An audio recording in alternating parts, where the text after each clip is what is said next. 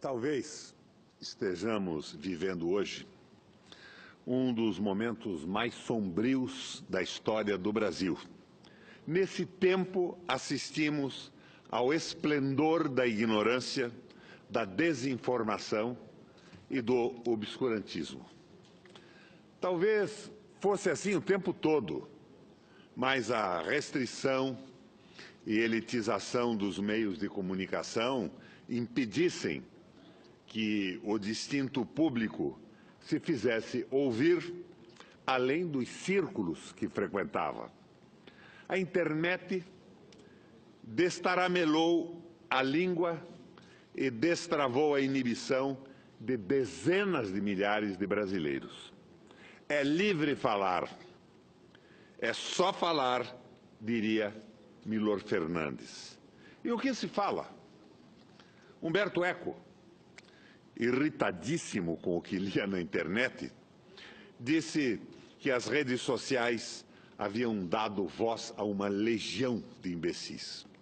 No entanto, pelo menos no que toca ao caso brasileiro, não é bem assim.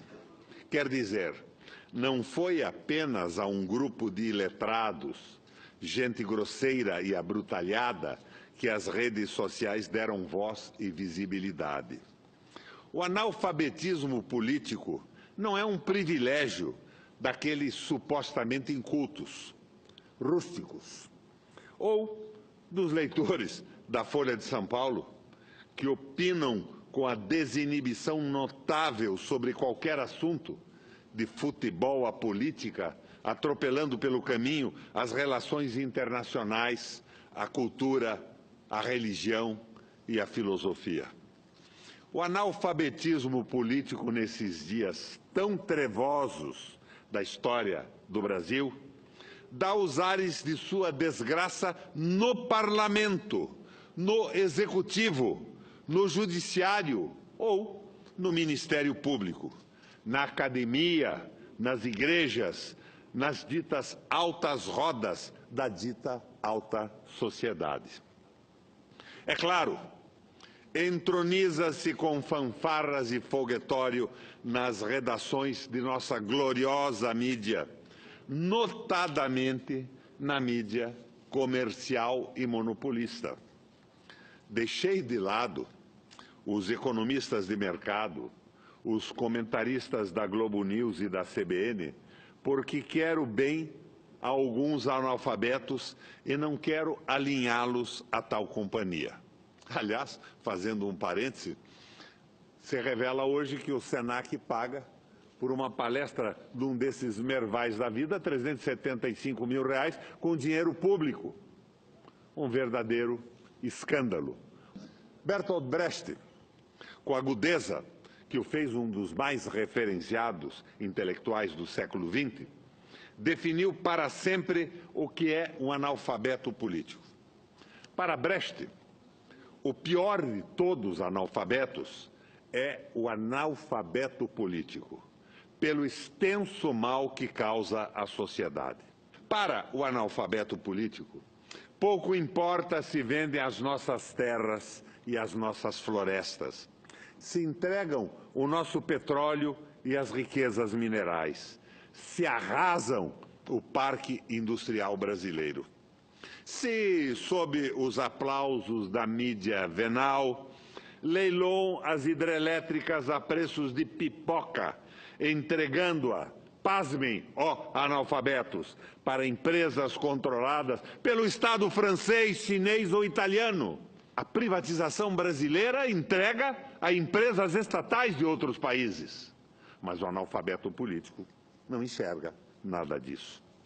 Que se dá a eles, esses analfabetos, se os gastos públicos são congelados por inacreditáveis 20 anos?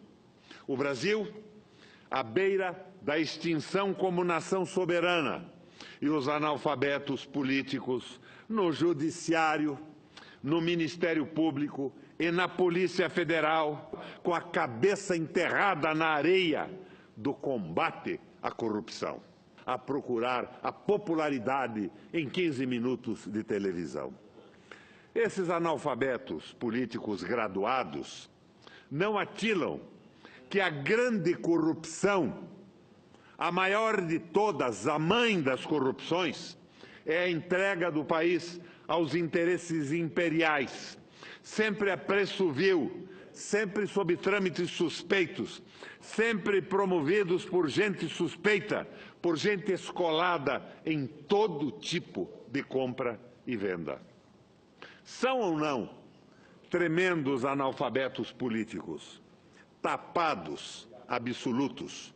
O juiz, o procurador, o policial federal, o defensor público veem passivamente inertes o governo atolado em denúncias de corrupção, vendendo o patrimônio público com absoluta liberdade de ação.